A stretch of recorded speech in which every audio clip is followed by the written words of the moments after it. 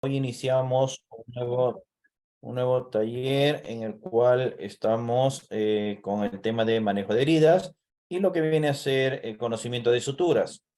Este taller está dedicado al reconocimiento de los tipos de heridas, sus cuadros, posibles infecciones. Quien le habla es el licenciado Robert Vargas, docente del área de salud, y vamos a dar inicio pues a la capacitación del día de hoy. Primera capacitación que vamos a iniciar en este año, con la bienvenida de este nuevo año y deseándole los augurios a un desarrollo pues, más completo. Muy bien, entonces iniciamos con lo que es manejo de heridas y suturas. Ok, una herida, su definición por la Organización Mundial de la Salud y la Organización Panamericana de la Salud, lo determina como una lesión que tiene como principal característica interferir la integridad de los tejidos blandos, como viene a ser piel, músculos, tejido subcutáneo, órganos blandos, tendones, nervios, entre otros. Las heridas pueden ser superficiales, pueden ser subcutáneas, pueden ser profundas, heridas causadas por objeto contundente, objeto externo o también heridas derivadas de una cirugía o posquirúrgica, llamadas así. Estas heridas son reconocidas por su gravedad, su tiempo, su característica de elemento ejecutor, así como también por su área y por su profundidad. La clasificación según las causas que generan las heridas son las siguientes. La primera son las punzopenetrantes.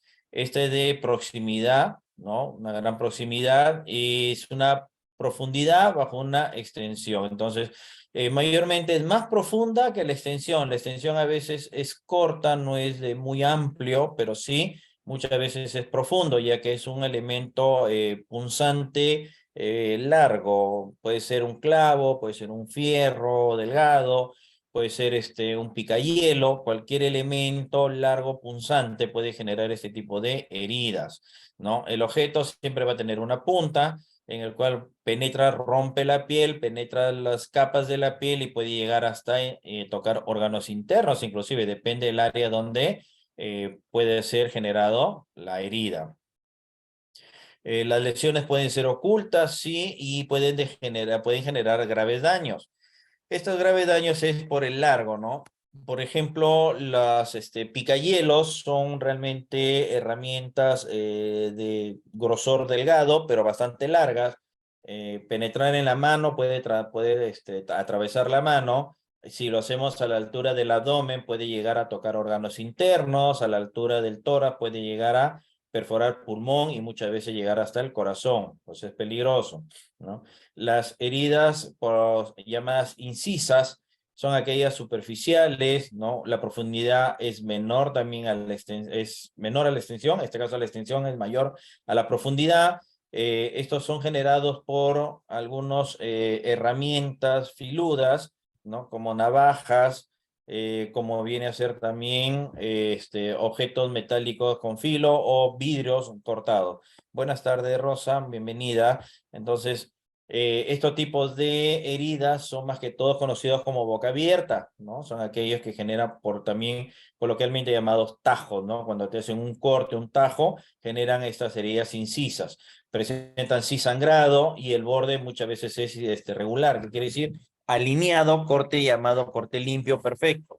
Estas sí conllevan suturas en la mayoría de los casos, de acuerdo a la extensión, se lleva siempre acompañado de suturas. Laceraciones es por un objeto contuso granulado, ¿no? La laceración es por más que todo fricción, por ejemplo, como si fuera el rallador de verduras, algo similar. Estos tipos de lesiones o heridas son causadas a la fricción por bordes irregulares o áreas irregulares. Por ejemplo, cuando hay un accidente de moto, caída de bicicleta o algún equipo de traslado y cae sobre el pavimento, la pista que es pavimentoso, parece una lija y esto genera estos tipos de heridas, ¿no? Son bordes irregulares, son bastante complicados para manejarlo.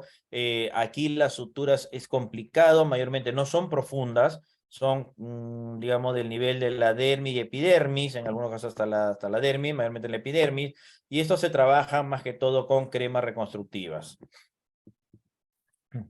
La de abulsión, mecanismo de arrancamiento, esto viene a ser por una fricción o enganche con elementos como cadena, como elementos de arrastre, ¿ok? Esto viene a romper y extraer lo que viene a ser las dos capas principales de la piel, la epidermis y la dermis, deja exposición la zona subcutánea, como ven acá en la imagen de la herida. Esto viene a ser por tracción. El sangrado es abundante, ya que los vasos irrigatorios, ¿no? Los vasoconstrictores irrigatorios son dañados en su mayoría de los casos. Esto sí amerita pues un tratamiento bajo cirugía. En algunos casos, cuando se puede recuperar parte de la piel, se hace pues un tratamiento de sutura, o si no, se toma la alternativa del injerto, porque gran parte de la piel se pierde. Amputación es la separación traumática, corte traumático de alguna extremidad superior, inferior o terminales.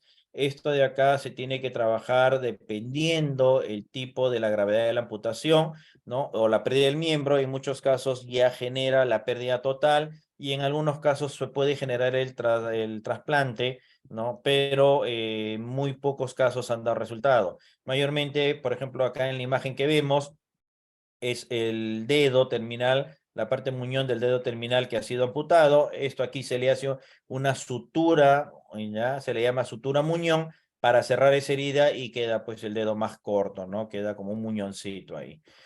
De atricción, mecanismo de aplastamiento, este ya se llama por comprensión o presión por estallido.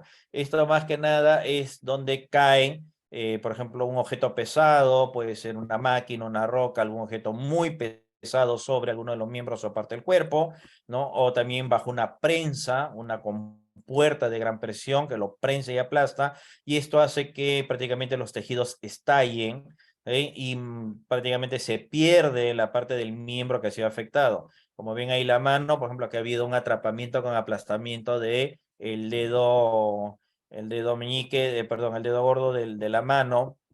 En este caso se puede notar que es mano derecha, entonces el dedo de ese lado se ha perdido por aplastamiento, y aquí sí viene el tratar de lograr el cual se trate de recuperar con algún tipo de cirugía de reconstrucción, pero en la mayoría de los casos también se pierde, ¿no? Termina en amputación del miembro dañado. En este caso, el dedo menor ha sido totalmente dañado, y el pulgar, y en este caso, pues se tiene que lamentablemente amputar, porque esto generaría una infección en posteriores y posible gangrena. Las contusiones, más que nada, raramente son con heridas expuestas, ya que más que nada las contusiones dañan la parte interna, se le conoce como traumatismo cerrado. El daño es a nivel vascular, sí daña tejidos, hay desgarre de tejidos, estallamiento de vasos irrigatorios, por eso que hay ese color de amotoramiento o moretón, como se le llama así. Y esto viene a ser por una fuerza externa, como golpe, contusión de algún objeto romboide o romo, ¿no? O objeto plano, en el cual genera este tipo de lesión. Y la abrasión escoriación es el raspado roce cepillado parecido al que hemos visto de atricción, ¿ok? Con una lesión menor a nivel epidermis. Esto se recupera fácilmente, el tratamiento es ambulatorio, a nivel tópico, ya que es solamente limpieza y curación con cremas antibióticas, como puede ser en este caso lo podríamos utilizar el sulfato de plata, sulfediazina, ¿no? Con cualquiera de ellos se trabaja rápidamente, no causa mayores daños. Según la clasificación, según la causa que generan las heridas. Ahora vamos a ver según el elemento que la produce. Por ejemplo, el punzante, hemos visto acá el elemento, ¿no? Punzo penetrante, el cortante, elemento navaja filuda o algún objeto filudo, la contusa, objeto rombo con contusión por fuerza mecánica mayor, y la laceración por objeto pues granulado, en el cual genera pues, una raspadura y puede generar desgaste en la piel. Se puede perder parte de la epidermis en este aspecto también, y muchas veces hasta la dermis, ¿no? De acuerdo a los accidentes que se presentan.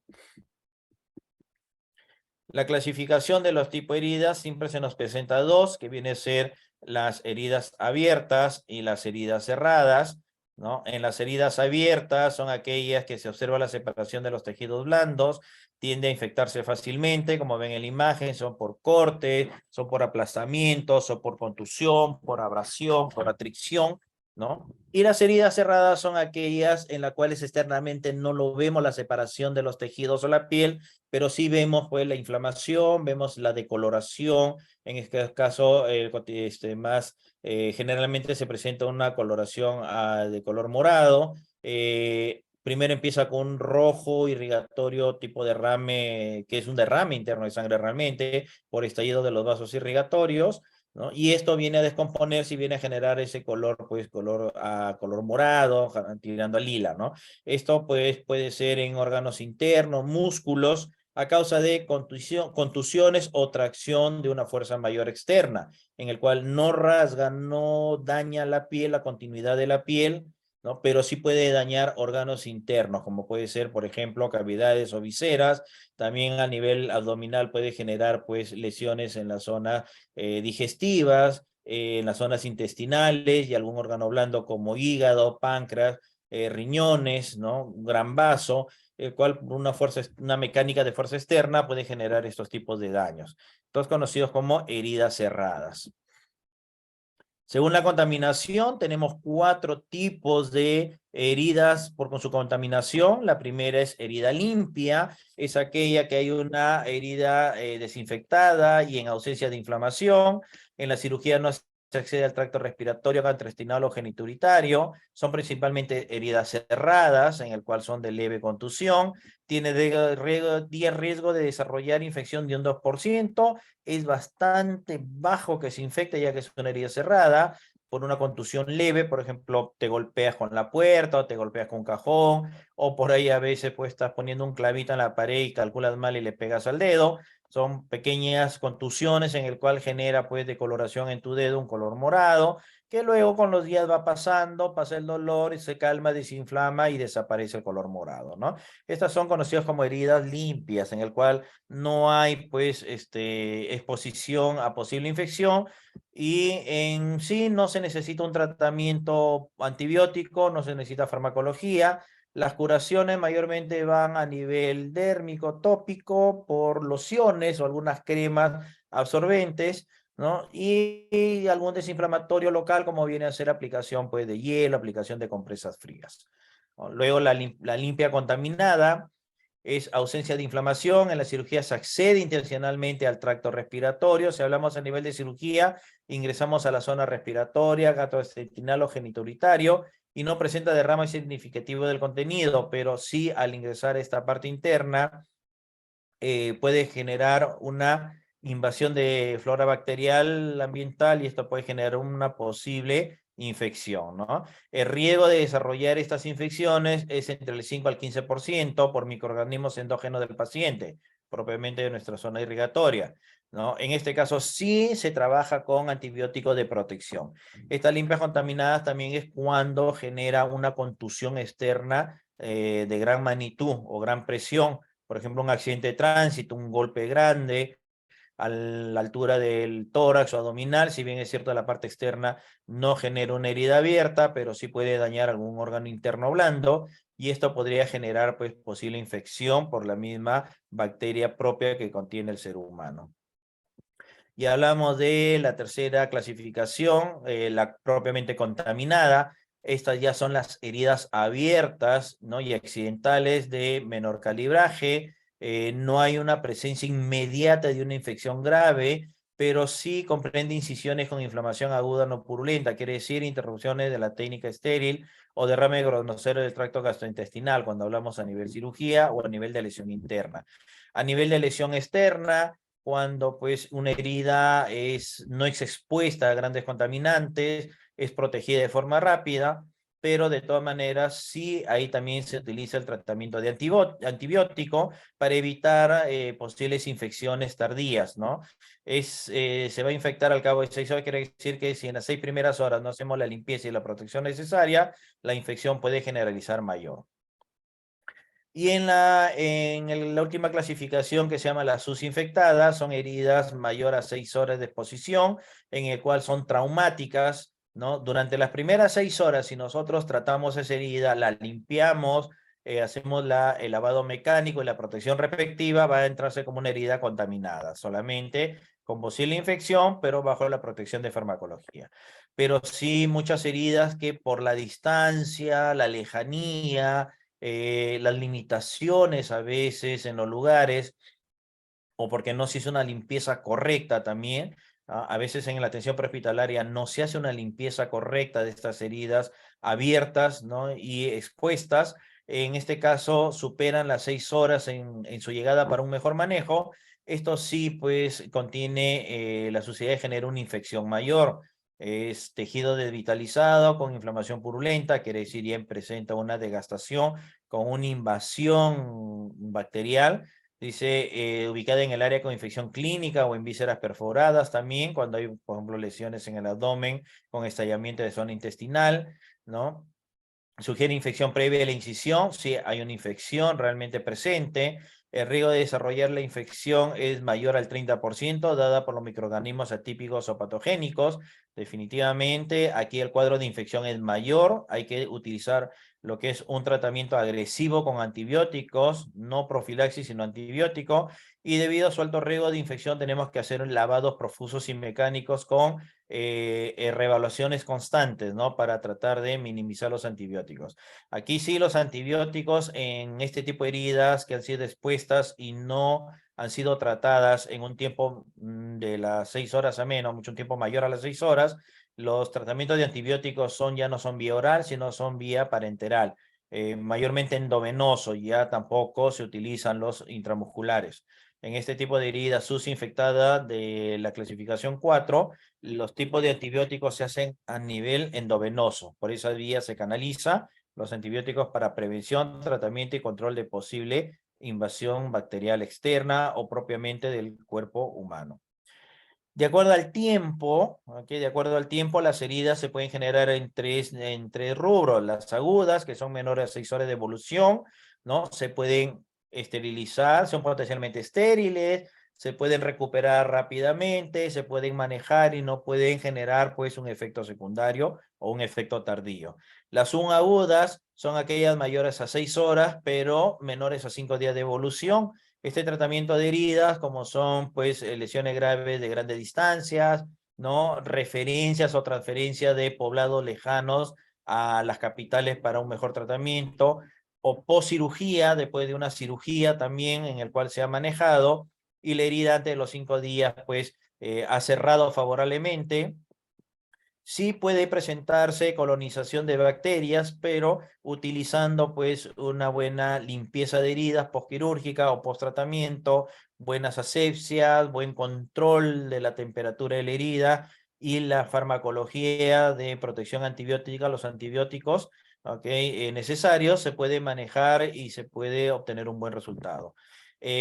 Aquellas llamadas crónicas, aquellas que ya superan los 5 días de evolución, en los 5 primeros días la herida no ha cerrado, sea una posquirúrgica, posiblemente por una reacción adversa del mismo organismo, por una reacción negativa a los tratamientos farmacológicos, por una mala limpieza o mal manejo de esa herida, por una exposición a patógenos externos contaminantes. Esas heridas no cierran, no cicatrizan, no se protegen, ¿no?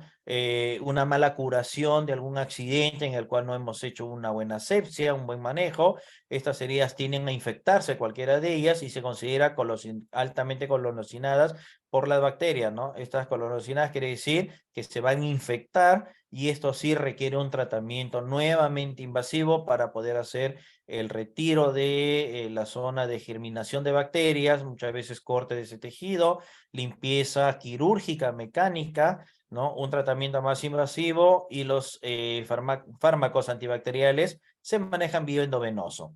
Estas heridas se le conoce por crónicas porque muchas veces se pierde parte del tejido infectado, ya que genera pues una cangrenación y esto hay que ir cortando el tejido para poder obtener una recuperación. Las heridas quirúrgicas, hemos estado hablando hace un momento que también se genera por cirugía herida, son aquellas solución de continuidad de la piel y o mucosa y tejidos subyacentes provocada por el cirujano. con el fin de acceder a cualquier territorio del organismo. Estos son ya para caso de cirugías u operaciones, ¿no? Acá hablamos pues de alguna intervención quirúrgica, de repente por una fractura abierta de sistema óseo o fractura desplazada, por, perdón, desgarro de algún órgano blando interno, por alguna lesión mayor, por alguna enfermedad tumoral interna que hay que retirar u obstrucción de alguna vía, tanto respiratoria como digestiva, asimismo por efectos punzopenetrantes conocidos como empalamientos, objetos de mayor tamaño y mayor calibraje que ingresan en el cuerpo y solamente se pueden retirar por medio de cirugía, ¿no? Estos tipos de cirugía o también pues en el caso de las cesáreas, en el caso de las mujeres que van a dar a luz, la cesárea también, este tipo de cirugías se le conoce que dejan pues una herida y estas heridas deben ser manejadas y en este caso deben ser tratadas y cuidadas con la mayor asepsia, ya que fácilmente pueden ser invadidas por bacterias externas y esto generaría infecciones tardías, en el cual pues desarrollaría también una cangrenación, pérdida de tejido, mitosis, miosis, y esto pues se tendría que hacer un retiro mecánico, ¿no? Corte de los tejidos dañados y muchas veces hasta injerto de otros lugares del cuerpo, sacar parte de la piel, injertarlo en esa zona para poder recuperar su área de protección. Clasificación de las heridas quirúrgicas y riesgo de infección. Aquí tenemos las clasificaciones. La clasificación de herida quirúrgica como limpia. ¿Cuál es el criterio? Dice electiva, no urgente, no traumática. Cierre primario en pocos horas, quiere decir dentro de los 2, 3 primeros días puedes hacer la primera cicatriz externa. No hay una inflamación de esa herida, ¿no? Sin entrada en el tracto respiratorio gastrointestinal. En este caso, ¿por qué mencionamos la entrada del tracto respiratorio o gastrointestinal? Ya que estas dos áreas, tanto la vía respiratoria como la vía digestiva, gastrointestinal especialmente, la zona de la bolsa digestiva o la zona, pues, ¿no? de los intestinos, tiene mucha bacteria descontaminante por los mismos alimentos que ingerimos en la zona respiratoria, por el mismo aire contaminado que respiramos. Aquí se genera mucha flora bacterial y es altamente contaminante cuando hay una herida o una úlcera abierta. ¿Okay? Entonces, en este caso, una herida limpia no se ha generado dentro de estas áreas como es tracto respiratorio o gastrointestinal, ¿no? Y las heridas se han manejado muy bien, ya que no ha sido de gran profundidad, no han sido por un mecanismo externo de mayor magnitud, se le conoce como una poscirugía limpia, un cerrado perfecto, una recuperación rápida, y de buena resolución, y el riesgo de contaminación pues o de infección es bastante bajo, hablamos de un pues 2% a lo mucho, ¿no? Eso es lo que viene a ser el sistema de riesgo de infección. Muy bien, sigamos. Limpia contaminada, parecido a las heridas que hemos visto expuestas, no quirúrgicas, sino traumáticas. Aquí habla limpia contaminada, ¿no? Urgente en otros casos limpia, apertura mínima electiva del tracto respiratorio gastrointestinal, por ejemplo, en el tema respiratorio, alguna neumotoras o hemotoras, en el cual tenemos que ingresar al zona respiratorio, algunas traquetomías, en el cual tenemos que aperturar la vía respiratoria y puede generarse una exposición a la bacteria ambiental de la vía respiratoria. En la zona gastrointestinal podemos hablar, por ejemplo, de un apéndice, una apendicitis, en el cual necesitamos ingresar a la zona digestiva o cerca a la zona digestiva, alguna inflamación o viene a ser, por ejemplo, también alguna hernia umbilical en el cual se expone también a la zona digestiva, hacer una cirugía. Podemos tocar la zona digestiva y podemos exponer mínimamente algún invasivo de esa zona. El riesgo de contaminación es menor al 10%, no es tan alto. Aquí sí se le controla con farmacología antibacteriana. La contaminada definitivamente son aquellas que se exponen a aperturas, como puede ser cirugías propiamente del tracto gastrointestinal, por tramos penetrantes menores a 4 horas, ¿no? Heridas abiertas crónicas para injertar o cubrir algún tipo de lesiones de la zona intestinal o la zona gástrica, ¿no? El riesgo de infección y contaminación promedio entre más o menos el 20%, depende del cuidado postquirúrgico, en el cual si no se tiene un buen cuidado, este 20% puede elevarse y puede ser altamente contaminado. Y las sucias, ¿no? Inflamación purulenta, se genera un acceso, perforación preparatoria del aparato respiratorio, por ejemplo, pues algún invasivo, algún elemento que ha generado en la zona respiratoria propiamente una lesión y tenemos que por cirugía ingresar para poder repararlo. La zona gastrointestinal como la peritonitis, obstrucción de la vía biliar, ¿no? Obstrucción de la vía ilíaca, ¿no? Propiamente daño en la bolsa estomacal, exposición de las zonas intestinales, perforación del intestino, ¿okay? Trauma penetrante de gran calibre y una exposición mayor a 4 horas si se considera esa herida totalmente contaminada, conocido como sucia. El riesgo de contaminación es mayor, el riesgo de una infección es alto, mayor al 40%, en casi todos los casos. Aquí sí se trabaja agresivamente con antibacteriales de forma directa por bolos vía endovenoso. Esto es para proteger la postcirugía y la limpieza es constante, el manejo es totalmente constante. Inclusive en este tipo de heridas quirúrgicas no se cierra por completo la herida, se le deja unos 2 puntos aproximadamente abiertos donde se le pone, ¿no?, un dren para poder generar pues una eliminación de lo que viene a ser la bacteria y viene a ser pues los líquidos inflamatorios que genera en este tejido, ¿no? Algunos le llaman como que suda la herida, algo similar. En este caso le ponemos ahí un dren para que pueda eliminarse y la bacteria sea desechada y no genere una pues capa inflamatoria infecciosa en la herida interna del posoperatorio. La clínica para reconocer, por ejemplo, las heridas, tenemos al local, el dolor, presenta hemorragias, separación de los bordes, hemorragia, sangrado de cualquier calibre, ¿no? Hay dolor en este caso, inclusivamente, ¿ok? Los bordes se separan, los bordes de la piel por un corte, una perforación se separa, y hablamos en este caso de expansión más que de profundidad, ¿no? En general, las heridas traumáticas presentan pues que en su mayoría de los casos el paciente pierde el conocimiento por el golpe, por el trauma, por la impresión también del corte, pierden conocimiento, un síncope, un desmayo corto, relativamente recuperable, y si la herida es más profunda o el trauma es mayor, entra en un shock hipovolémico, pérdida de sangre conjuntamente con pérdida de temperatura, y hace pues un shock hipovolémico, ¿no? Falta irrigatoria, falta de plaquetas sanguíneas, ahí necesitamos transfusión, igualmente protección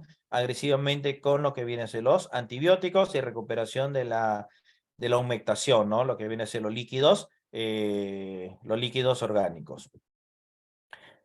También ahí tenemos que evaluar el tiempo transcurrido y el mecanismo de la misma que ha generado la herida, cuánto tiempo de exposición hemos visto en los tipos de heridas, menores a 6 horas en el caso de heridas traumáticas, menores a 4 horas en el caso de quirúrgicas. Si hablamos de accidente, menores a 6 horas podemos considerar una herida con una contaminación menor, pero un mayor a 6 horas, sí, una herida con posible contaminación mayor, posible infección agresiva, ¿no? Mecanismo de la misma puede ser por contuso externo rombo, puede ser por abrasivo, puede ser por punzo penetrante, puede ser por punzo cortante. Los abrasivos son los que te generan más las heridas sucias, ya que mayormente haces por mecanismo de fricción de alta presión, ¿no? O alto desarrollo de velocidad, en estos casos por accidente caída en pistas o accidentes de contusión y generación de fuerza de arrastre ante un objeto como la pared o a un objeto mecánico. Esto sí genera pérdida de piel e inmediatamente contaminación, y contaminación no solamente de bacterias externas, sino también contaminación ambiental. En la clínica también tenemos que buscar hemorragias activas, puede ser hemorragias externas, puede ser hemorragias internas, dependiendo también la ubicación de la herida, ¿no? En este caso, penetrantes o de profundidades, por ejemplo, a la altura de la zona inguinal, a la altura debajo de la axila, a la altura del cuello, pueden tocar las grandes arterias irrigatorias, conocidas como arterias coronarias, en el cual es de gran calibraje y la hemorragia va a ser mayor. Entonces se tiene que tener mucho cuidado para poder hacer un buen control de esta pérdida de sangre. Por causa de heridas, más que todo por profundidad, más que expansión, también se busca si existen daño a nivel de nervios, tendones, músculos y o huesos. Eso también tenemos que nosotros buscar de que no haya un daño para poder hacer un mejor manejo. Ok, buenas tardes Mirta, ya tocamos el tema de hemorragia interna, ahora lo voy a volver a explicar, no te preocupes, termino aquí y lo explico nuevamente. ¿Okay? Se busca afectación de órganos internos, ¿ok?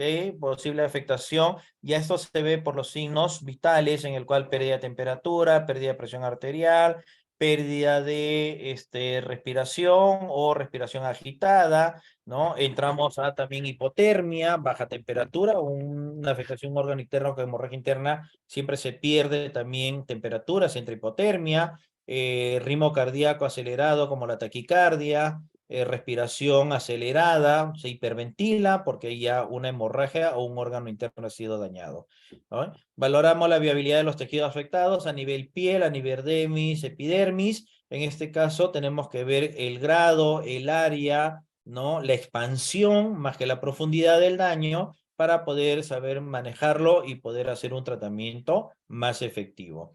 En el caso de una hemorragia interna, como habíamos visto al principio, puede generarse por una contusión de mecanismo alto, por una causa externa o por algún accidente traumático. La técnica de reconocimiento de una hemorragia interna, primeramente por la observación y la evaluación primaria, lo podemos hacer primeramente, en primer paso, es cuando el paciente está taquicárdico, quiere decir aceleración del sistema circulatorio, ritmo cardíaco acelerado, sobrepasa los 100 por minuto, respiración acelerada, segundo de ellos, tercero, piel fría, entramos hipotermia, la piel se enfría sudorosa, empieza a transpirar y a sudar con una temperatura baja, totalmente la piel fría. La siguiente técnica es la de llenado, puede ser la de llenado conjuntival o capilar. La capilar es donde tú a la zona, a la altura de tu uña, presionas tu dedo o presionas el dedo con una mano, los presionas, los sueltas, queda un color blanco y si cuentas segundos, 1, 2, 3 segundos, en el cuento del segundo, del número 2 del segundo, se llena nuevamente. Si tú haces ahorita la prueba, presionas tu dedo, ¿ok? Y ve la zona inguinal que se queda blanco, sueltas y cuentas 1, 2, ya se llena nuevamente. Cuando hay una hemorragia interna, tú haces esa técnica, vas soltando y cuentas 1, 2, 3 y no ha llenado, sigue en blanco. 4 sigue en blanco, definitivamente hay una posible hemorragia interna. La otra es el coloración roja de la zona conjuntival. ¿Cuál es la zona conjuntival? El párpado inferior de la zona ocular del ojo.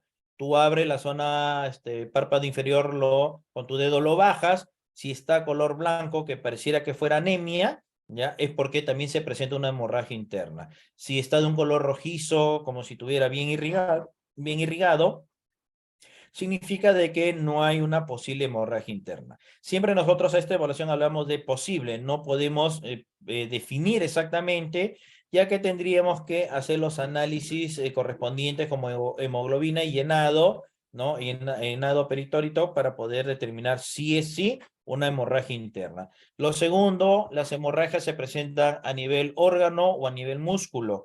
Por ejemplo, si hablamos de nivel músculo, ¿no? La hemorragia se puede notar porque hay una decoloración amorotado, quiere decir color morado, la piel donde vivo el golpe traumático. Esas hemorragias mayormente son leves, pueden generar con el tiempo un daño, sí, muchas veces hay que drenarlo por el espacio, la cantidad o la fuerza mecánica. Si es un órgano interno, como puede ser la de la zona abdominal, la pared abdominal, el estómago, llamado así, se vuelve tenso, duro, ¿no? Color frío y empieza también a decolorar. Entonces, esto genera una alerta de que se está presentando posible hemorragia interna. Sumado a lo que viene a ser el control de signos vitales, te confirma realmente de que sí está presentándote una hemorragia interna. El manejo se debe hacer evacuación inmediata para hacer un manejo intrahospitalario. ¿Ok? Los tipos de heridas, ¿cómo manejamos nosotros el cierre de la herida? En primera intención se llama confrontación de la herida, cuando la herida es de este tipo limpia, por un corte limpio y la piel se ha separado. En primera intención nosotros hacemos pues una confrontación. ¿Qué quiere decir? Juntamos ambas partes, ambos lados de la piel que ha sido cortada, lo enfrentamos una con otra, ¿ok? Y cerramos la herida. Si una herida es muy profunda, necesitaría puntos de sutura. Si una herida no es tan profunda, pero es un poco extensa, podemos utilizar sostenedores externos como grapas o como cinta de sostenimiento, los Steel Strip, que son más conocidos. ¿Okay? Y si es una nivel capilar muy pequeñita, con una pequeña presión podemos enfrentar pues, los dos bordes y rápidamente cierra. ¿No? Le podemos inclusive poner un sujetador menor como pues viene a ser una bandita estéril o conocido como curita, especialmente cuando alguien pues está haciendo corte pues de la zona, por ejemplo en los varones cuando se afeitan o cuando las damas se depilan con máquina de afeitar, pueden generar un corte en la piel que es a nivel epidérmico externo, ¿no? Muy leve y esto simplemente con hacer presión con alguna gasa o tela lo más limpio posible, presiona por unos minutos y rápidamente se contiene pues el pequeño sangrado y las paredes quedan unidas, enfrentadas y se unen nuevamente. Para una mejor protección de este tipo de herida podemos ponerle pues si es muy extenso, quiere decir muy largo, un curita para poder pues protegerlo y evitar de que se contamine, ¿no? Ahí no necesitamos ponerle gasa y esparadrapo grande porque son heridas pequeñas. Si la extensión es mayor y la profundidad también es mayor, sí, ahí sí necesitaríamos usar grapas o utilizar muchas veces puntos de sutura. En este caso, por segunda intención, donde ya ha habido pues una pérdida de parte del tejido, aquí sí se hace una preparación de los bordes se le agrega una pequeña incisura, o quiere decir corte, para poder liberar el tejido granulado, como ven acá, ¿no? La pérdida traumática de parte del tejido, y ahí se hace una reconstrucción. Puede ser por enfrentamiento o acercamiento, en este caso acercamiento con grapas, o por pues utilización de tejido externo, quiere decir trasplante, para poder mejorar su recuperación. Cuando la herida no es muy profunda, en estos casos, se utilizan cremas de recuperadoras de piel con un tratamiento también farmacológico. Cuando la herida es muy grande y muy profunda y se ha perdido ya tejido recuperable, sí se tiene que utilizar en este caso los trasplantes, ¿no? Que sería la mejor recomendación para poder lograr una recuperación y evitar una contaminación interna. En el caso de una herida en la sala de urgencias, ¿cómo se va a manejar? Las heridas primero se debe de acuerdo al tipo, clasificación, nivel y grado de contaminación. El primer control es control de hemorragia exciginante. ¿Qué quiere decir control de hemorragia exciginante? Cuando la hemorragia es de alto calibraje, hay mucha pérdida de sangre, tenemos que controlar esa hemorragia. ¿Cómo se controla en emergencia o urgencias una hemorragia? Se controla de dos maneras. Primero por comprensión y presión, se le llama así, ¿no? Sobre la herida presionamos con apósitos de gasa o tela lo más limpio posible y luego con una tira de la tela o si tenemos vendas a la mano, con vendas hacemos bajo ajuste, se llama presión o comprensión, ¿no? Ajustamos con la venda para poder minimizar la hemorragia en lo posible detenerlo. Si la hemorragia es muy profusa, hay mucho sangrado y no controla hacer presión con las gasas, hacer comprensión con las vendas, ya podemos aplicar la segunda técnica que viene a ser la técnica del torniquete, ¿no? Con torniquete hacemos mayor cierre del sistema irrigatorio y podemos controlar las hemorragias expuestas. El torniquete se va a usar solamente en el caso de heridas profundas con afectación de arterias irrigatorias, por eso que se habla de hemorragias exciginantes de gran calibraje, o amputación o semoamputación de algún miembro. ¿Ok?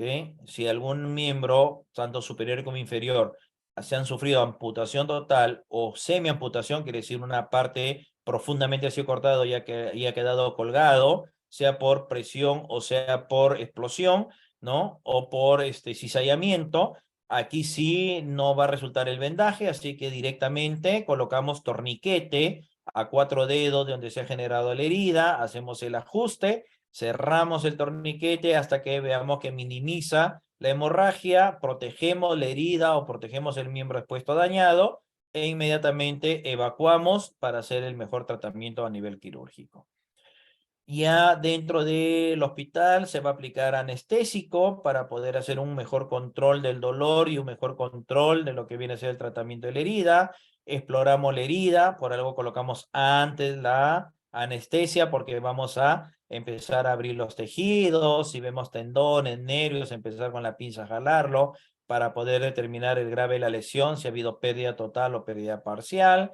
Luego hacemos la limpieza del área perilesional, quiere decir alrededor de la herida o la lesión, y propiamente en la lesión, en la herida, en los tejidos dañados, también hacemos una limpieza quirúrgica. Lavado profuso con pues antisépticos para poder generar una mejor limpieza y prepararlo para una cirugía, ¿no?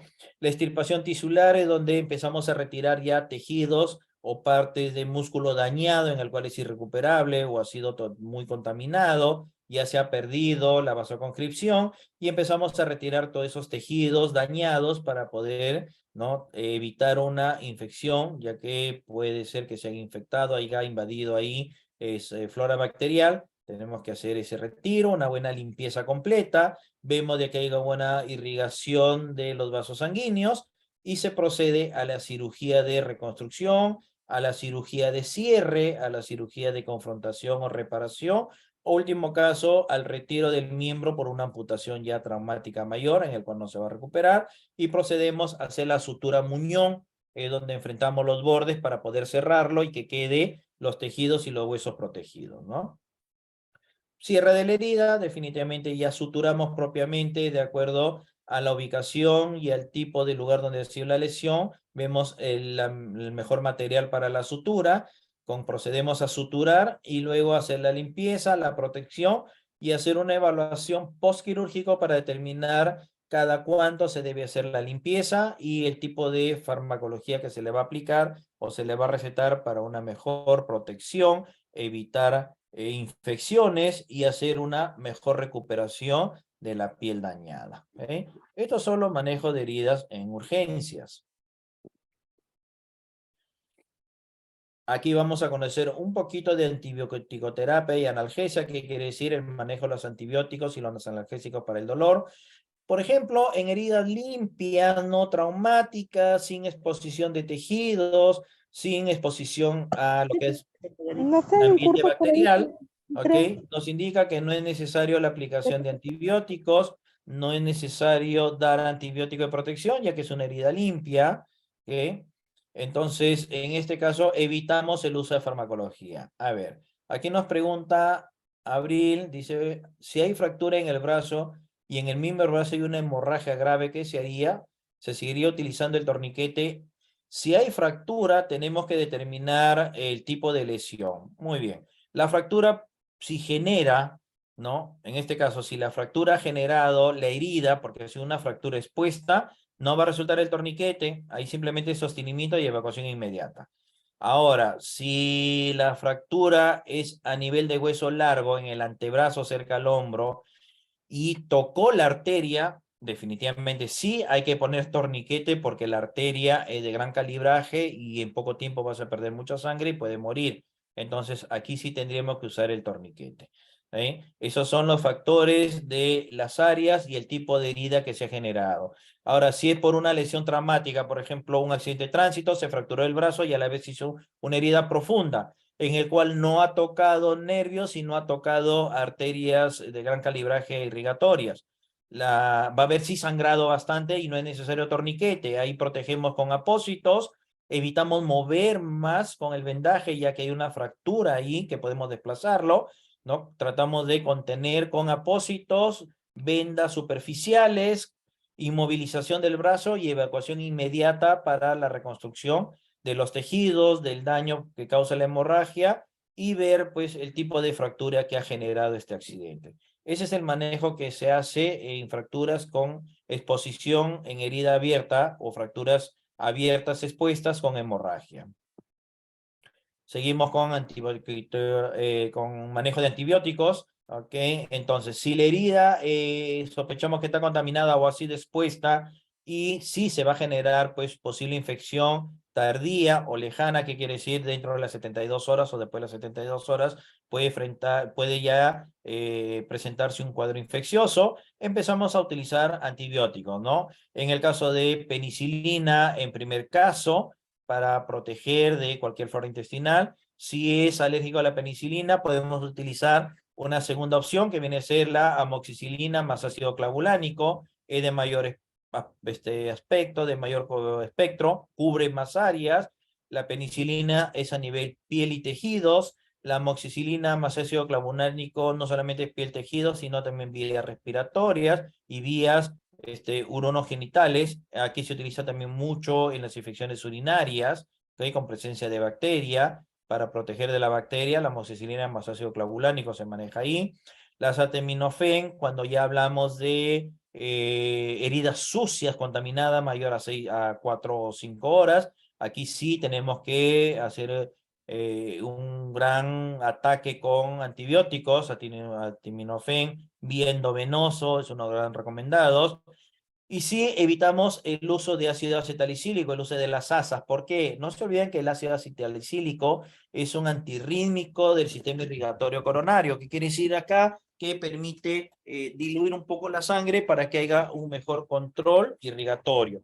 Como aquí estamos hablando de control de heridas con posible hemorragia y evitar infección, el ácido acetalicílico se debe suspender o no indicarse mientras dure el tratamiento para el control de las hemorragias, ya que esto no ayudaría a generar buenos coágulos para que se evite la hemorragia. Okay, seguimos. Profilaxis antitetánica, esto ya hablamos para una infección posterior o tardía, para evitar justamente el tétanos, que es aquel que invade el tejido por bacterias agresivas. Por ejemplo, en herida limpia pequeña, pacientes que han recibido su dosis antitetánica menor a 5 años, no es necesario el refuerzo, ¿no? En pacientes vacunados con su dosis completa mayor a los 5 años y menor a los 10, hacemos una dosis de recuerdo, se llama esto, que quiere decir el famoso refuerzo, que es solamente de 0,5 mililitros de tozoide antitetánico, ¿ya? Pero es menos de 1 centímetro cúbico, es la mitad, es muy pequeño, ¿ok? Si hablamos de paciente vacunado mayor a 10 años, igual utilizamos la misma dosis de recuerdo, ¿no? De 0,5 de antitetánico hasta por 1 o 2 veces, depende ya el médico a cargo que haya evaluado cuál es la mejor recomendación, dosis única o dosis repetitiva. En el caso de mayor a 10 años, entre 5 y 10 años o dosis única. Y si el paciente nunca fue vacunado con la antitetánica, tenemos que iniciar la dosificación de la vacunación. No se olviden que la antitetánica ahora son 3 dosis que se aplica, la primera de protección, las 2 segundas de refuerzo, ¿no? Ya antes era de 4 a 5 dosis, ahora son de 3, ¿ok?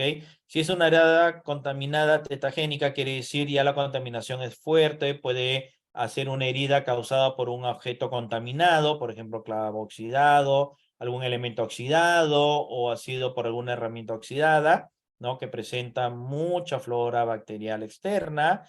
En este caso, si ha sido también protegido con su dosis menor a los 5 años, ha recibido la dosis completa antitetánica, no necesitamos poner el refuerzo porque durante los 5 primeros años está en protección activa al 100%. Entre 5 y 10 años, igual que el anterior, el manejo solamente de dosis de recuerdo por única vez, ¿no? En mayor a 10 años, también se le aplica la dosis de recuerdo, en este caso la antitetánica, en la misma dosificación 0,25, pero sí se le da pues un refuerzo, se le agrega un refuerzo que son 250 unidades de gamma-globina, ¿no? La gamma-globina es un beta bloqueador de lo que viene a ser el tétano, generación de tétano. Esto ayuda a la antitetánica a hacer una mejor cobertura y una mejor protección. Si el paciente nunca fue tratado o fue vacunado con la antitetánica, no hay dosis completa o nunca lo hizo, si fallas en una dosis como nunca te hubieran puesto, entonces igual iniciamos con la vacunación, con el proceso de antitetánica, sumado también a la gamma-globulina, ¿no? Para tener un mejor refuerzo y evitar de que se generen los tétanos por este objeto que ha estado altamente contaminado y ha ingresado a nuestro sistema orgánico, ha roto piel, ha penetrado y la infección puede ser muy grave. Esto se considera herida sucia traumática, ¿no? Entonces, estos son los cuadros en el cual nos precisa cómo manejar con los antibióticos y los protectores, ¿no? De la posible generación de tétanos. En el caso de mordedura de perro, ¿no? Con sospecha de que haya tenido rabia, dosis única antirrábica intramuscular, 20 unidades por kilo de peso. La mitad, ¿qué quiere decir? 10 unidades se le pone alrededor de la herida, como si fuera pues una vacuna a nivel tisular, ¿no? Y la otra mitad, 10 unidades por vía intramuscular, ¿no? En este caso, si hablamos pues 20 unidades por kilo de peso, una persona con 50 kilos de peso, estamos hablando de 100 unidades, 50 unidades alrededor de la herida intradérmica y 50 unidades por vía intramuscular. Esa es la forma como se aplica la antirrábica para protección de generación de alguna bacteria y daño, pues generación de las enfermedades rábicas, ¿no?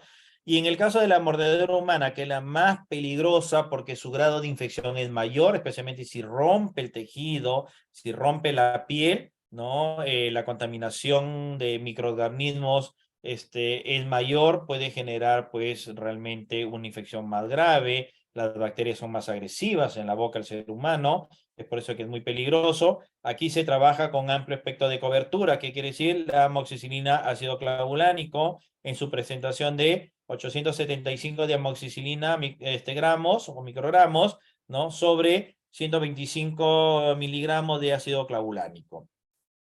Puede ser por vía oral o puede ser por vía intramuscular, ¿no? En este caso, esa es la mejor farmacoterapia que se puede dar para proteger en el caso de posible, ¿no? Contaminación bacterial y no, digamos, no generar más adelante una infección que puede generar gangrena.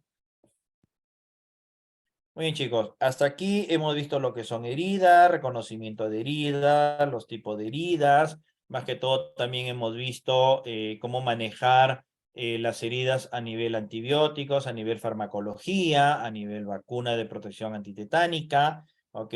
Algunos fármacos antibióticos para el caso de mordeduras también, cómo manejarlos, cómo reconocerlos, cómo se debe tratar estas heridas, las afrontaciones, los cierres, y ahora vamos a ver la parte de sutura, propiamente lo que es una sutura, qué es lo que se presenta, los materiales que presenta para realizar una buena sutura, ¿no? Y algunos ejemplos de las suturas más comunes que se realizan en nuestro ambiente en salud.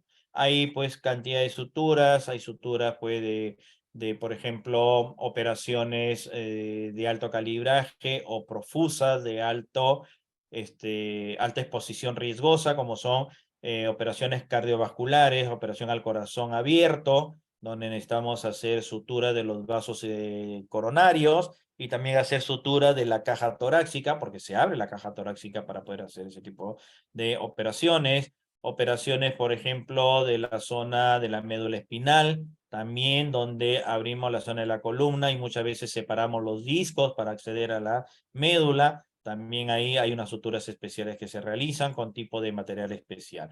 En este caso, nosotros hoy vamos a revisar un poco lo que viene a ser las suturas más comunes que se presentan. Ya más adelante se va a organizar una clase, en este caso una capacitación, exclusivamente de las técnicas de suturas en todos sus niveles. Pero no hay que olvidar que las suturas, en este caso, suturas o cirugía menor, que nosotros podemos hacerlo, y a las cirugías mayores o altamente invasivas que se hacen en un quirófano con el personal colegiado debidamente capacitado, ¿no? Médico cirujano o médico de la especialidad cirujano, en el cual ellos puedan manejar las suturas avanzadas.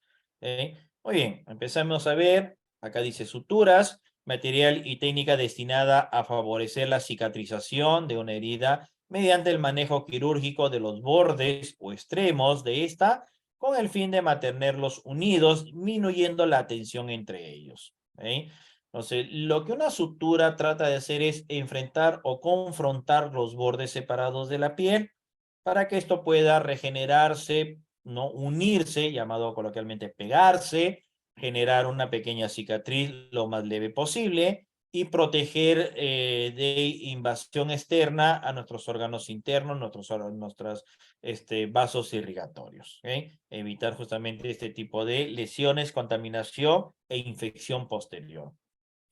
Las suturas se presentan de acuerdo a la gravedad de la herida y al área de ubicación se presentan los tipos de suturas que nosotros vamos a ir conociendo.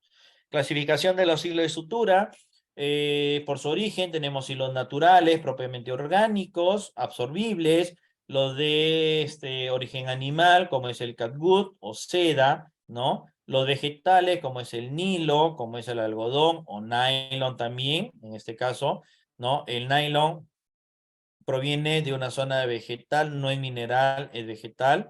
Ok, el nylon, conocido como lino también. Esto nos permite hacer también suturas, pues, de áreas muy duras o de mucha presión. El mineral, que son, pues, los hilos de acero o los hilos de plata. Esto ya cuando hablamos de, por ejemplo, áreas cardiovasculares, ¿no? Unión de tórax, unión de columna, unión de protección miquiótica pues de la zona cerebral, hueso del cráneo. En esta clase de sutura se puede utilizar este tipo de hilos de origen mineral, que es en el caso para cirugías altamente especializadas. En el caso de a nivel piel y tejidos, nosotros más vamos a ver lo de origen animal, que es el cadudiceda, y en algunos casos el vegetal, como viene a ser el de lino, ¿no? Uno de los tres siempre es el que mayormente vamos a ver, vamos a conocer y vamos a manejarlo, pues, ¿no? El tipo de absorción, cuánto tiempo dura una absorción por lo que viene a ser o cierre de la herida, cicatrización de la herida externa para retiro de los puntos. El CADU normal se absorbe entre los 6 a 7 días, caen los puntos y ya están listos para hacer la limpieza. En el CADU cromado demora más cantidad, de 15 a 20 días. Este tipo de hilo de sutura se elige también por la profundidad y la gravedad de la herida. Una herida leve, en pues 5 o 6 días ya debe estar cerrado, máximo 7 días para retiro de puntos. Una herida muy profunda con posible daño de tendones, nervios y algún órgano por ahí. No se necesita más tiempo para que las capas de la piel se vuelvan a unir, vuelvan a regenerarse. Estamos hablando de herida de 15 a 20 días. La absorción de la herida para el retiro de lo que vienen a ser los puntos. En el caso de heridas traumáticas con, digamos, muy profunda, de muchas capas de profundidad, aquí ya se habla de un mayor tiempo de control para su absorción. Hablamos de 90 a 120 días. El ácido poliglocólico,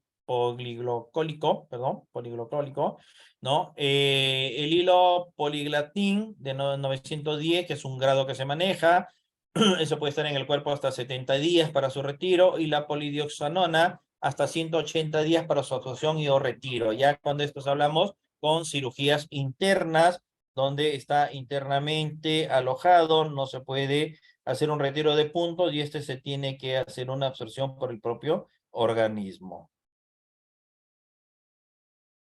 Muy bien, continuemos en los tipos de material. Clasificación de acuerdo a la zona anatómica. Por ejemplo, una sutura en el cuero cabelludo, dependiendo la gravedad y la expansión de la herida, ¿no? Puede utilizarse en primera instancia las grapas, sostenedores externos. Y en el caso de si necesitáramos afrontar y sostener más cerradamente la herida, podemos usar también la seda o el nylon en el cuero cabelludo, ¿no? El nylon también puede trabajar acá, o la seda de un calibre más grueso, de 2,0 o 3,0, que es el espesor de este tipo de seda. Son más duros, más tensos, ¿no? Se espera de 8 a 10 días para hacer el retiro de las grapas o los puntos que se han puesto en el cuero cabelludo. En la zona del rostro y más que todo el cuello, lo que viene el cuello y cara, se utiliza una seda más fina, ¿no? De 4060, ¿no? O los sistemas de hilos monofilamento, que son unos hilos especiales absorbibles, súper finos, delicados, ¿no? Que es difícil que dejen huellas mayores, dejan pequeñas laceraciones. En esta zona anatómica se espera un tiempo de 4 a 6 días para poder hacer el retiro de dichos puntos. Los retiros tienen que ser de los puntos con mucho cuidado, y personal que sabe hacer el retiro de puntos, no cualquiera lo hace, porque podemos lesionar o podemos abrir nuevamente la herida. ¿Sí? A nivel de tórax, abdomen, espalda o extremidades tanto superiores como inferiores, brazos o piernas, se utiliza la sed intermedia entre 3 a 4 grados de magnitud, es media gruesa, no es tan gruesa, es intermedia, no es tan fina tampoco, ¿ok? O se utiliza el monofilamento también mediano, no tan fino, ¿no? Y la duración del sostenimiento es de 8 a 12 días. Esta es la espera que se hace para el retiro de puntos. Muy bien, continuemos. Procedimiento para la sutura quirúrgica. La sutura quirúrgica debemos prepararlo muy bien al paciente para poder hacer una muy buena sutura, ¿no? La hemostasia, ver que coagule rápidamente la sangre para poder hacer una buena sutura, ya que si no va a continuar en hemorragia y esa herida se va a contaminar, los tejidos se van a contaminar, van a sufrir alteración y vamos a generar pues una infección y daño, ¿no? Entonces hay que ver de que siempre tenga una buena hemostasia, quiere decir de que la sangre coagule dentro del tiempo requerido, ¿no? Manejo del dolor, calmar el dolor, hay que utilizamos ya pues analgésicos, ¿no? También vamos a utilizar aquí lo que viene a ser ya las cilocaínas o algún tipo de fármaco bloqueante del dolor local para poder hacer una sutura, evaluación física para ver el grado del daño y la confrontación que se va a hacer, ¿no? Y luego la indicación médica y la receta que se le va a suministrar para su manejo de antibióticos. La sutura, esto lo tiene que hacer o lo hace el médico cirujano o lo supervisa el médico, ¿no? Con especialista en cirugía, médico cirujano lo supervisa para poder hacer una buena sutura. Dependiendo de la expansión y la profundidad, la sutura se procede a la cantidad de puntos que se va a poner. Hay suturas que con un punto es más que suficiente, otras con 2 puntos y otras reciben hasta pues 20 puntos, dependiendo de la gravedad traumática que ha generado esta herida. Muy bien. ¿Alguna pregunta hasta acá, chicos? ¿Alguna consulta que quieren hacer referente a heridas y el principio de protección de heridas? ¿Alguna consulta que quieran hacer antes de continuar con lo que es manejo ya de lo que es suturas? Pueden hacerlo por vía chat o abrir su micrófono para que puedan hacer las consultas necesarias. Hemos visto heridas, los tipos de heridas, manejo de algunas hemorragias, manejo de posible hemorragia a causa de fractura con hueso expuesto. Entonces, hasta aquí vamos manejándonos bien. ¿Alguna consulta que quieran hacer, chicos? ¿Alguna pregunta? ¿Todo está claro hasta acá?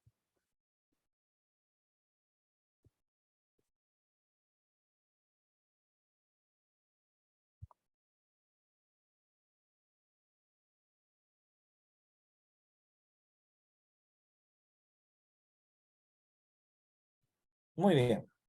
Continuamos entonces con lo que es la exposición de manejo de suturas. En este caso, vamos a ver lo que son las suturas. Entonces ya hemos visto la preparación, los tipos de materiales, el procedimiento a seguir, ¿ok? Entonces ahora sí continuamos con lo que viene a ser procedimiento de sutura. Ok, para una sutura quirúrgica, primero debemos tener las órdenes, si es atención por emergencia o es programada, dependiendo la gravedad del accidente y las condiciones del paciente. A veces tenemos que hacer una sutura por emergencia para controlar hemorragias, es controlar posibles infecciones, controlar o reparar algunos tejidos, órganos o miembros, ¿ok? En algunos casos es programado en el tema de la cirugía, ¿ok? Donde se tiene que hacer retiro de algún, puede ser algún quiste, una operación programada, ¿no? Alguna corrección de alguna parte del cuerpo, esto ya son programados. Entonces, las órdenes tiene que determinar si entra a una sutura por emergencia o programada, ¿no? También el médico tiene que evaluar si puede utilizar antitoxina y antitetánica, si es necesario o no, de acuerdo al historial y a lo que el paciente le puede indicar o familiar del paciente, ¿no? Todo acompañado con su receta médica para poder proceder a la sutura, con todas estas órdenes. Y los materiales a utilizar viene a ser, pues, la silocaína, en este caso la silocaína, para poder hacer una sutura a nivel local. Los guantes estériles, guantes quirúrgicos estériles, no los que vienen en caja granel, estos ya son los quirúrgicos que vienen en sobre de par. Estos son buenos, estos son los recomendados para hacer una sutura. Jeringa de 10 centímetros cúbicos como máximo, la de 5 también se puede usar, pero es mejor la de 10. Pero lo vamos a utilizar con una aguja delgada, chica y pequeña, con la aguja número 23. ¿Sí? Hilo de sutura de acuerdo a la zona anatómica donde se va a realizar. Podemos escoger pues hilo de seda, hilo de nylon, hilo Kagut, el que mayor nos ha recomendado, y en este caso el que médico recomiende también. Y vamos a utilizar, sí, gasas, esparadrapo para sostener las gasas y proteger. Y campo estéril son esas pequeñas mantas donde se pone todo el material quirúrgico para que no se contamine y tenerlo a la mano del paciente para poder hacer un buen trabajo quirúrgico, ¿no? Estos son los materiales y las órdenes que debemos tener para proceder a una sutura. La infiltración del anestésico local, en este caso la silocaína con o sin epinefrina, se recomienda sin epinefrina en este caso, ¿no? Tiene que tener cuidado. Muchas veces se comete el error cuando no tenemos la suficiente práctica o capacitación y no tenemos el suficiente conocimiento de utilizar el anestésico en la misma herida o inyectarlo en la misma herida. Y eso no resulta porque hay una lesión traumática ahí, ¿no? Lo correcto es infiltrar en la piel sana, aledaña a la herida, alrededor o borde de la herida. Si ustedes pueden ver en la imagen ahí, ¿no? Ese punto negro oscuro es la lesión, viene a ser la herida. Hacemos como un pequeño cuadrante alrededor con una separación de 1 centímetro a más de la herida, como un radio separador, y de ese centímetro hacia afuera colocamos el anestésico local, ¿ya? Previa limpieza de la herida. Primero hay que desinfectar y limpiar bien esa herida y esa zona. Luego que hagamos la desinfección, la asepsia correspondiente, ¿no? Y observemos la herida, ¿ok? La hacemos lo que viene a ser la infiltración del anestésico local. Una vez logrado la anestesia local, se procede al lavado profuso de la herida traumática. Aquí ya lavamos internamente la herida para poder eliminar cualquier bacteria que haya quedado ahí adentro, cualquier resto de algún cuerpo extraño que esté ahí adentro. Es doloroso, por eso hay que esperar que la anestesia haga efecto. Ahí hacemos una limpieza mecánica, ¿no? Con raspado y muchas veces retiro de tejido dañado, en el cual no va a permitir que se regenere el resto de piel y muchas veces va a ser una fuente de ingreso bacteriano. Entonces, todo eso lo tenemos que hacer para poder hacer una buena limpieza, dejarlo listo para la sutura, ¿no? Y esto sí es doloroso, es por eso que primero se le conozca el anestésico local y luego pues aplicamos lo que viene a ser ya la limpieza profunda y quirúrgica de la herida. ¿Eh? Muy bien, luego hacemos una limpieza con suero fisiológico, es el más indicado. Así, la utilización de antisépticos, si vemos de que hay pues cuerpo extraño adentro, en este caso, yodo povidón espumoso, que es el que se recomienda para ese tipo de lavado con suero fisiológico, es el mejor lavado que se realizaría internamente para poder hacer una mejor protección, eliminación de cualquier flora bacterial y cuerpo extraño para que esa herida pueda recuperarse y pueda regenerarse lo más rápido posible y lo más protegido posible. Preparación del campo quirúrgico. Antes de cualquier actuación sobre una disclusión en la continuidad de la piel, una herida, hay que preparar el campo quirúrgico, la zona donde vamos a trabajar y estar con toda la parte esterilizada, ya que vamos a invadir el cuerpo internamente. Si bien es cierto, dice, pero es a nivel de piel, sí, pero la aguja va a penetrar por debajo de la dermis, ¿no? De la epidermis y la dermis, va a ser invasivo. Entonces, el área tiene que estar totalmente descontaminada y ahí es donde se utiliza una pequeña mantita llamado campo estéril quirúrgico, por eso se determina el área o campo quirúrgico a trabajar. Se debe realizar una limpieza de la zona a anestesiar, la asepsia como si vamos a poner un intramuscular o un endovenoso de igual manera, la asepsia de las paredes o la piel alrededor de la herida para anestesiar, ¿no? Desinfectamos la zona quirúrgica mientras nos preparamos para la sutura, luego de haber anestesiado, hacemos la limpieza mecánica y profunda y profusa, ¿ok? Previamente nosotros nos lavamos las manos con el sistema de lavado de manos para cirugía, en este caso un buen lavado profundo de manos, no menor a 1 minuto, 60 segundos, con el lavado prequirúrgico de manos. Es un lavado especial que se debe hacer. Los que trabajan en salud sabemos cómo realizamos ese tipo de lavado de manos, ¿no? Y colocación de guantes estériles. La recomendación en primer caso es utilizar los guantes quirúrgicos que vienen sobre independiente del par con medidas de acuerdo al tamaño de la mano. Y los otros son, pues, los de Neolatón, son esos guantes de color azulino o negro que vienen algunos, que son más gruesos y hacen una mejor protección en la zona a trabajar. Colocar los paños para aislar la zona, campo quirúrgico, donde son unos paños que también para la zona de sutura tienen una abertura en medio, como pues un vacío, un hueco llamado así, donde ese hueco justo encaja en la zona donde vamos a realizar la sutura. El resto de el miembro o el cuerpo debe estar totalmente cubierto por el campo quirúrgico. En este caso, evitamos en lo posible la infección operatoria y el resultado será más satisfactorio. Claro, evitamos de que siga habiendo más contaminación, minimizamos la contaminación y con esto logramos de que protejamos con mayor efectividad a nuestro paciente y es así como protegemos de cualquier infección posterior. Estos son los tipos de suturas que se hace. Cuando realizamos una sutura de enfrentamiento-confrontación, lo hacemos punto por punto, llamado nudo simple cirujano, donde acá dice, evitamos pincharnos la mano de manera accidental, se debe mantener la aguja separada del campo de acción mientras se realiza el nudo, puede colocarse con el mosquito. Aquí sí utilizamos dos tipos de pinzas, pinza de sujeción y pinza de tracción. La pinza de sujeción es la pinza mosquito, que es la que sostiene a la aguja propiamente para la sutura, y la pinza de tracción son las pinzas que nos permiten sostener la piel para una mejor, ¿no?, perforación con la aguja y hacer una buena sutura. El nudo, para realizar el nudo, luego de que hemos pasado, como han visto en el primer cuadro, de un lado a otro la aguja, hemos atravesado con el hilo, ¿no?, de sutura, la herida por encima de un borde a otro.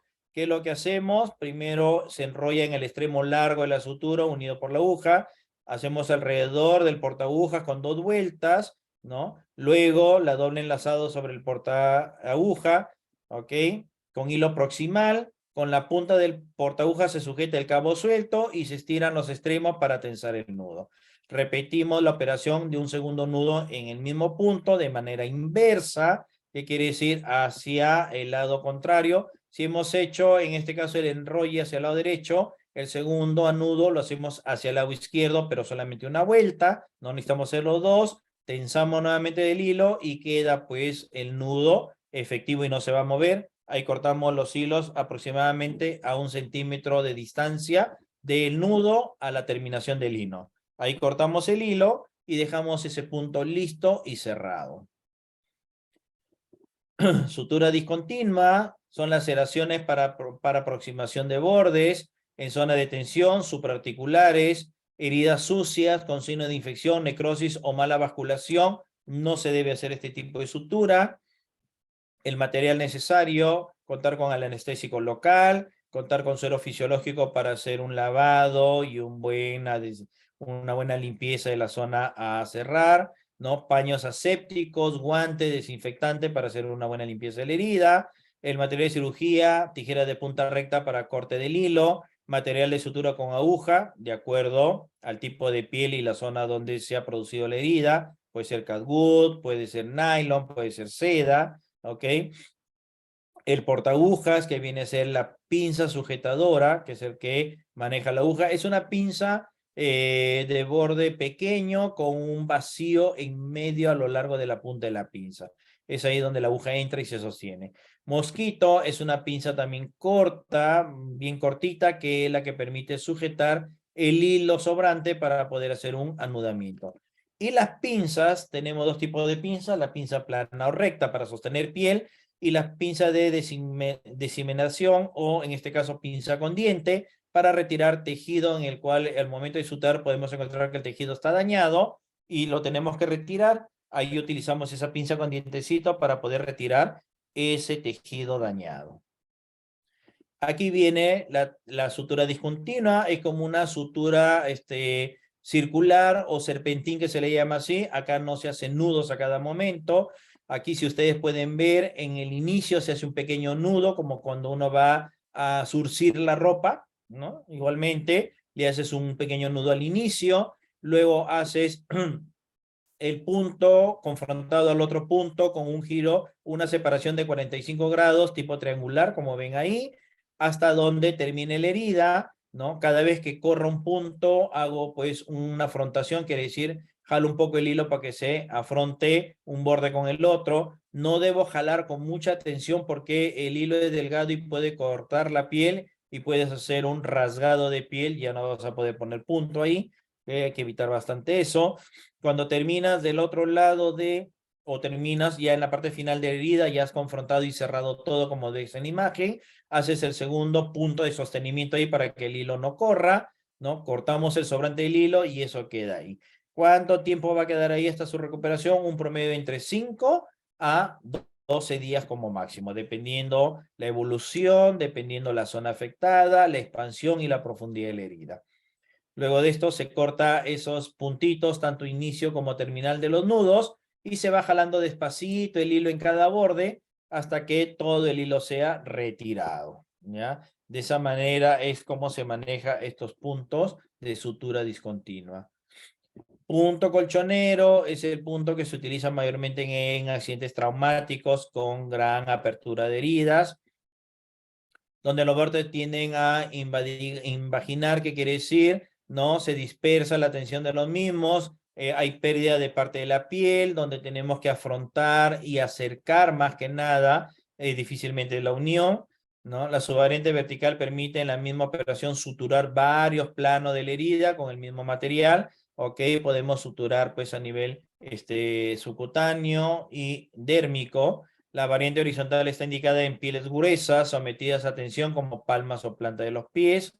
Contraindicaciones, igual, herida sucia con signo de infección, necrosis o mala vasculación. No se hace una sutura, hay que primero controlar estos signos para luego proceder a una buena sutura. ¿Okay? Materiales necesarios a usar para este tipo de sutura. Tenemos el material como es el anestésico, suero fisiológico, paños asépticos, guantes desinfectantes, como hemos visto en todas las suturas va a ser el mismo material.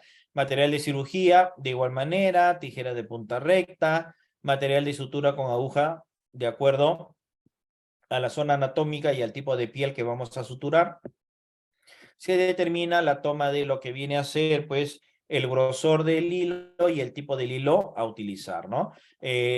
Las pinzas como el portaguja y el mosquito, y la pinza de sostenimiento, diseccionamiento, como es la pinza recta o la pinza con diente, ¿no? Para hacer el mismo trabajo como les expliqué en la sutura anterior. El punto conchonero es el que se hace de esta manera, de un borde al otro, ¿no? Como hacer un sostenimiento, ya que esto realiza pues una tensión mayor a lo que viene a ser la confrontación, pérdida de piel muy retirada, y en este caso necesitamos hacer una mayor tracción. Si nosotros hacemos un punto simple o punto pues de disección, se puede rasgar la piel y podemos perder la confrontación. Aquí, como ven ustedes en el segundo cuadrito de su pantalla, del lado derecho de su pantalla, del lado izquierdo de su pantalla, perdón, pueden ver ahí cómo nosotros hacemos como un cruce a un lado, pasamos por debajo, cruzamos, ¿no? Con un punto visto, un pase visto del hilo, volvemos a pasar por debajo de la piel y hacemos una confrontación. Esto también permite no generar una cicatriz como la sutura anterior. Si se dan cuenta, no cruzamos sobre la herida, cruzamos debajo de la herida en un segundo plano.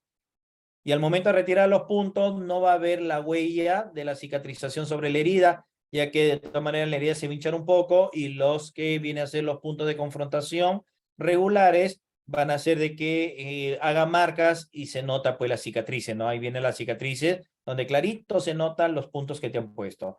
En este punto colchonero, como no está sobre la herida el hilo, no va a hacer presión, no va a haber marcación y esta herida se va a cerrar pues como si fuera una pequeña línea, ¿no? no hacemos pues ese punto pues tan grotesco que eleva la piel, que al inflamarse marca una huella. En este tipo de colchonero no se hace, ¿no? Esto más que todo también se utiliza, en muchos casos se utilizaba bastante en lo que es pues los partos operatorios, ¿no? Llamados cesáreas. Ahora, bueno, como se utiliza láser, ya no se utiliza mucho este punto, pero antiguamente se utilizaba este punto, que daba un mejor resultado, ya que la cicatriz quedaba muy fina, muy pequeña, casi no se podía observar bien, no se notaba bien, ¿no? Tenemos una variante del punto colchonero horizontal. Aquí el anterior hemos visto que es vertical, el más común a utilizarse, ¿ok? Aquí es el horizontal, es paralelo a la herida de los puntos, más que todo cuando la herida es muy profunda, donde necesitamos cerrar no solamente la parte baja, sino también la parte alta. Ahí pueden ver ustedes en su lado derecho el monitor, si ustedes lo ven a su mano izquierda, mirando la pantalla, ven cómo la herida es bastante profunda a lo que viene a ser el horizontal. En el horizontal no es tan profunda la herida, en este caso sí, ¿no? Sí es bastante profunda. Perdón, disculpen. Ok, aquí, muy bien. Aquí sí es bastante profunda la herida, necesitamos utilizar un plano más profundo. Y este tipo de puntos, tipo colchonero horizontal, permite hacer un cierre, una confrontación no solamente de la parte interna de los músculos y la piel, sino también de la parte epidérmica y dérmica de la piel, ¿no? La parte ya superior. Esto permite hacer un mejor confrontación, sostenimiento y una mayor recuperación con un mínimo de posible infección externa. Sutura intradérmica, heridas profundas donde tanto la dermis como la hipodermis deben ser unidas, ¿no? Aproximación de los márgenes, reduciendo la tensión en la herida, evita los espacios muertos donde se puede formar hematomas o seromonas, justamente donde evitemos la infección, la sutura intradérmica. Este tipo de sutura no se utiliza cuando la herida sucia con signo de infección, cuando hay necrosis, mala vasculación, también sometidas a mucha tensión, cuando se ha perdido parte del tejido y tenemos que estirar mucho la piel, no entra este tipo de sutura, porque esto podría generar isquemia en los márgenes y una antiestética cicatriz. ¿Qué quiere decir isquemia? Se pierde o se tensa tanto la piel que empieza a hacer necropsia, y lo segundo, pues, de que deja una cicatriz muy pronunciada, muy grande y que, pues, es muy notoria, ¿no? Al final.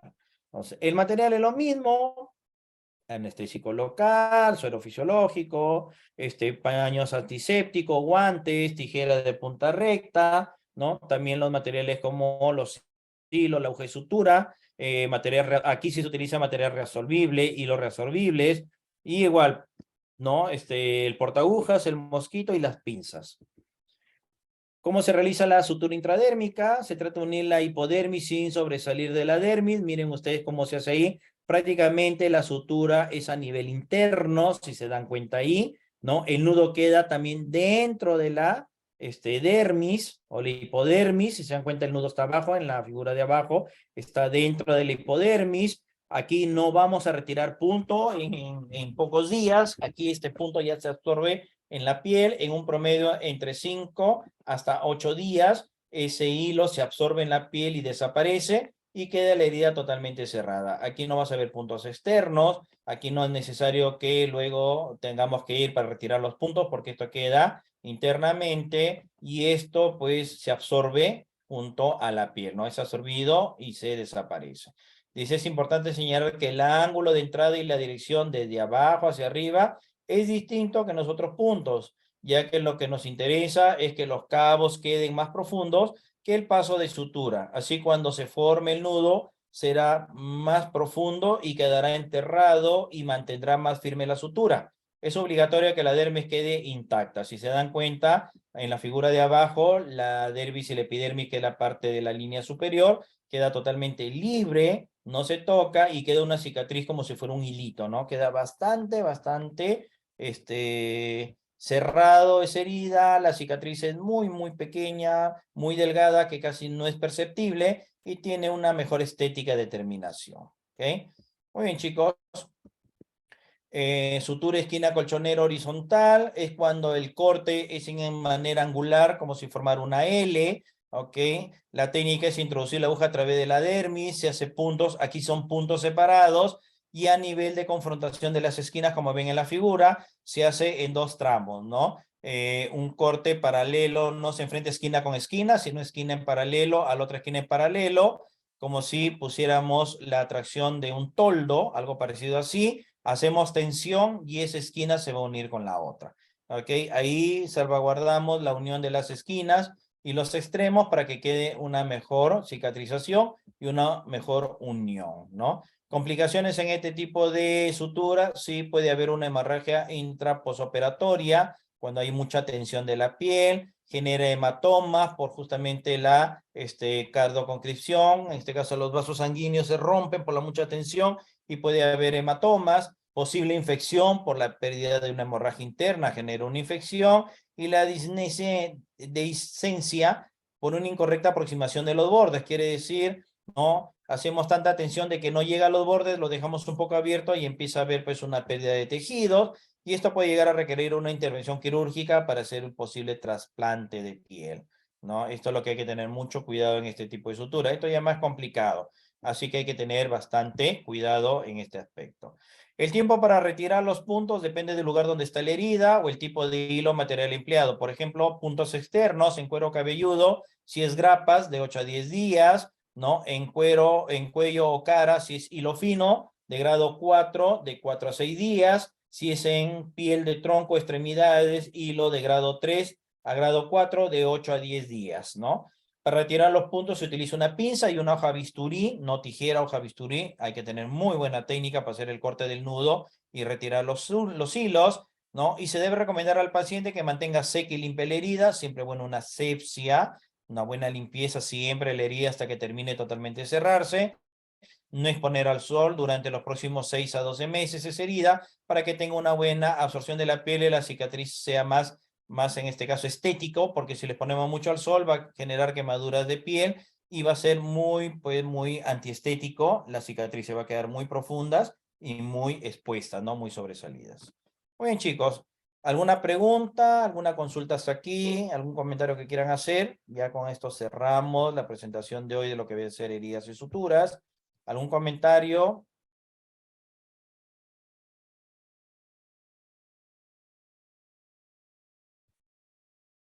Muy bien, perfecto chicos, muchas gracias por su atención. Este es todo por el día de hoy. Esperemos de que haya tenido un poquito más. Ya en una próxima clase de repente hacemos exclusivamente suturas más ampliamente con lo que viene a ser la presentación de algunos tipos de suturas propiamente dichas. ¿Ok? Y será hasta la próxima. Muchísimas gracias. Cualquier Licenciado, cosa se comunica por disculpe, yo interno. quería hacerle una Ah, consulta. ok. Sí, dígame, ¿me quiere hacer una consulta? Dígame. Sí, ¿en qué casos nosotros podemos hacer la sutura continua? Esa es mi duda. La duda, ¿en qué casos pueden hacer una sutura continua? Me dice usted, ¿no? Sí, sí. Ok, las suturas continuas mayormente se hacen cuando las heridas son extensas y no muy profundas. Ahí utilizamos nosotros lo que viene a ser sutura continua, ¿no? La sutura continua es donde tenemos que hacer, pues, digamos, puntos correlacionados, ¿ok? Puntos donde nosotros necesitamos afrontar bastante bien y hacer un solo hilo. Por ejemplo, cuando se hace un corte en la pierna extenso, mucho largo, pero no profundo. Entonces, para evitar hacer punto por punto, hacemos una sutura continua. Iniciamos en un punto, ¿no? Y hacemos un correlativo hasta el final de la herida y ahí cerramos. Cosa de que la marcación de los tipos de puntos no se notaría mucho en la cicatriz. Eso es lo que tendríamos que hacer, ¿ya? También en lo que viene a ser en la sutura de algunas operaciones, como por ejemplo, cuando se hace el retiro de lo que es el apéndice, ¿no? Cuando se hace una apendicectomía, ¿okay? Un corte para retirar el apéndice inflamada, también se utiliza el punto continuo, ¿no? En este caso, sutura continua. Cosa que cortas un extremo, cortas el otro y simplemente corres el hilo y no haces una tensión que genera un mayor trauma para el paciente. En esos casos se generan las suturas continuas.